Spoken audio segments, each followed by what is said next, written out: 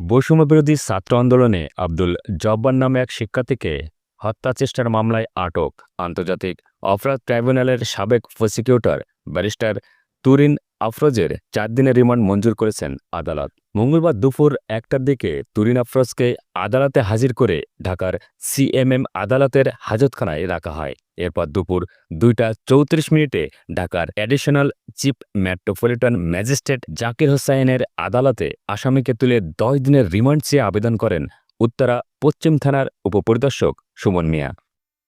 রাষ্ট্রপক্ষে ঢাকা মহানগর public prosecutor Omar Faruk Farooki রিমান্ডের জোর দাবি জানান।